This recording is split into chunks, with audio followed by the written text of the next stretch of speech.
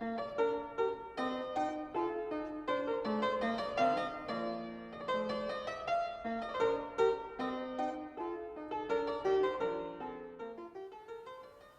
of the central questions that confronts an interpreter of classic period music is what the meaning really is of repeats.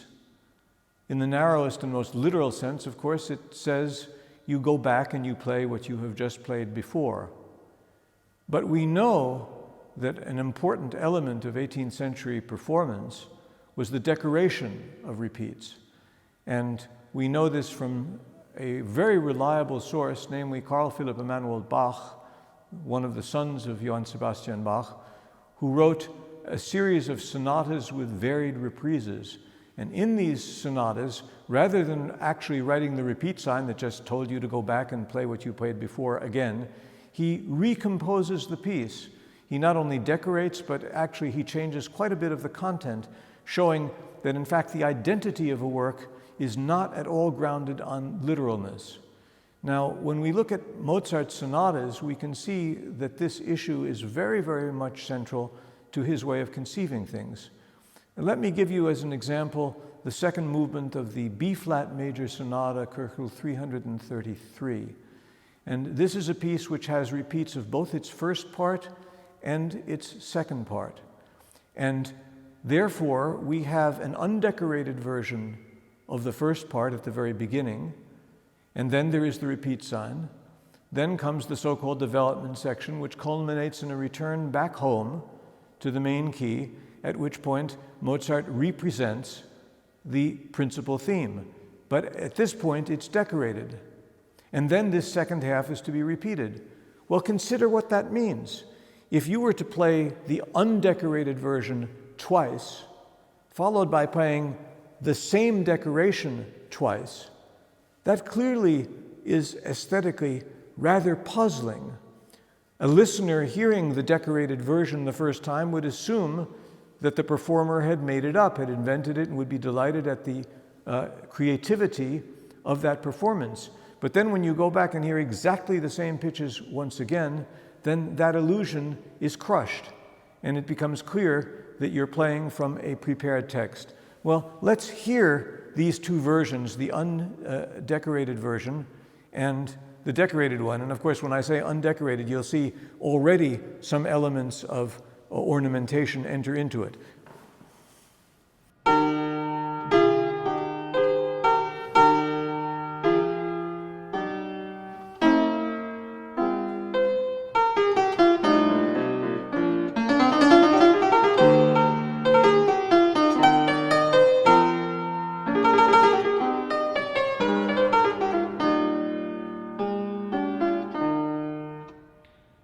And now the return version.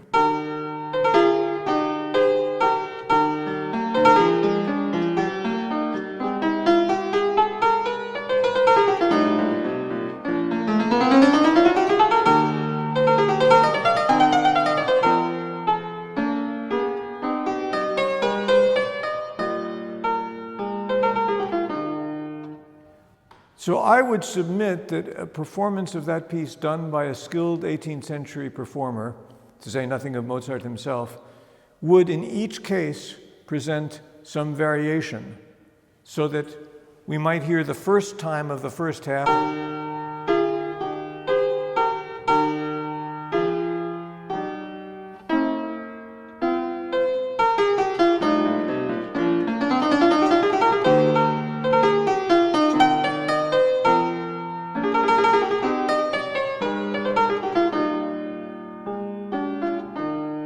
to be repeated perhaps like this.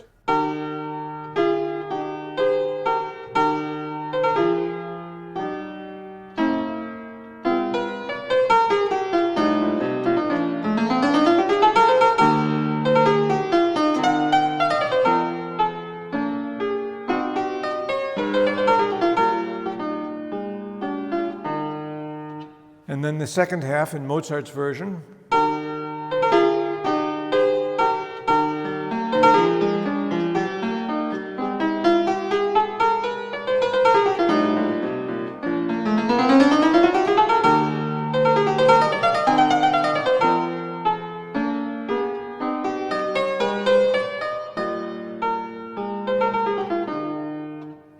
which could be considered the first version, in which case the next one would be even more elaborate.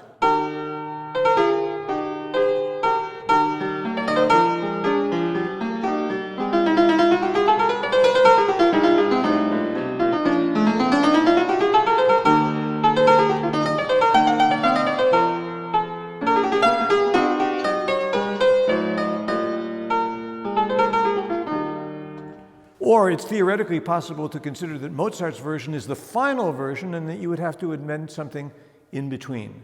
So this gives you a sense of the volatility of spontaneous, improvised invention. Of course, a less skilled musician might write these things down and prepare them in advance. Now, there are other elements of repetition or non-repetition that are also worth bringing up. For instance, in the C major Sonata K330, in the last movement, in the first half, we have the following.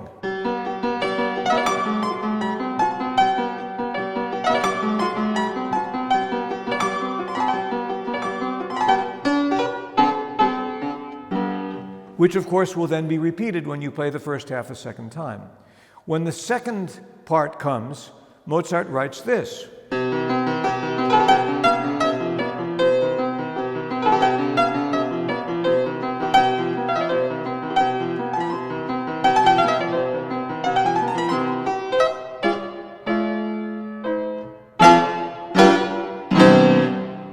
So there are two modifications of the basic idea, whereas in the first case we have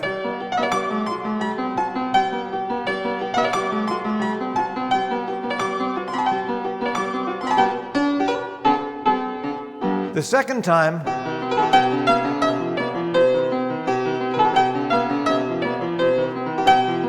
this is now changed and there's a deceptive cadence followed by this ending. Now, of course, the first time, so the second time is a delightful, unexpected little bonus that Mozart gives us. But if you then hear this a second time, and once again we hear that, we wonder, well, that's not interesting anymore. We know about that. So the possibility could be entertained that what Mozart has written down in the second half represents not what you play the first time, but what you play the second time. So that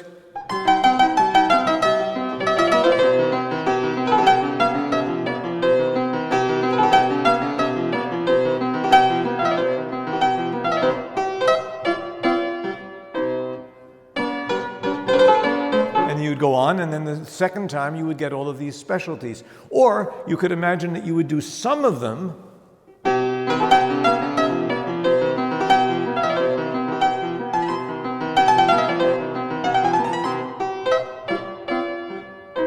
and nonetheless play the earlier version of the conclusion. There are, in fact, no firm answers to these kinds of questions. We can't prove it one way or another, but it shows in a fascinating way that the identity of a piece of music does not devolve upon the literal execution of what has come down to us either from the autograph of the composer on the one hand, or the first edition and the autograph conflated together. So this remains something rather fascinating, but certainly the Carl Philipp Emanuel Bach sonatas with varied reprises imply the fact that a repeat is an opportunity to reconsider, to tell the story in a different way, and by varying the narrative, to keep the audience constantly entertained and astonished. So this is a basic means of operation that I have employed in these recordings of the Mozart sonatas, and they may shock some of you, but I hope that others of you will be delighted with the variety that comes imminently from the language that Mozart employs in these pieces of music.